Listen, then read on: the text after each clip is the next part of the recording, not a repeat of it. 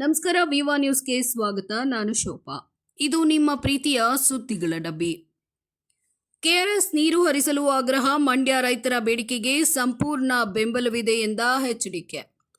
KRS ಅಣೆಕಟ್ಟೆಯಿಂದ Kaveri ನೀರನ್ನ ಜಿಲ್ಲೆಯ ಎಲ್ಲಾ ನಾಲೆಗಳಿಗೂ ಹರಿಸಬೇಕು ಅಂತ ರೈತರು ನಡೆಸುತ್ತಿರುವ ಪ್ರತಿಭಟನೆ ದಿನದಿಂದ ದಿನಕ್ಕೆ ತೀವ್ರ ಸ್ವರೂಪ ಪಡೆದುಕೊಳ್ಳುತ್ತಿದೆ.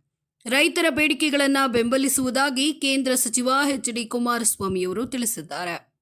ಒಂದು ತಿಂಗಳಿನಿಂದ ಬೆಳೆಗಳಿಗೆ ನೀರು ಕೊಡಿ ಅಂತ ಮಂಡ್ಯ ರೈತರು ಅಂಗಲಾಚುತ್ತಿದ್ದರೂ ಈ ಸರ್ಕಾರದ ಕಿವಿಗೆ ಜಾಣ ಕಿವುಡು ಬಂದಿದೆ. ರೈತರ ಭೂಮಿ ಕಸಿಯುವುದರಲ್ಲಿ ರಣೋತ್ಸಾಹ ತೋರುವ ಸರ್ಕಾರಕ್ಕೆ ಅವರ ಬೆಳೆ ಉಳಿಸಲು ಏಕೆ ನಿರುತ್ಸಾಹವೋ ಗೊತ್ತಾಗ್ತಿಲ್ಲ.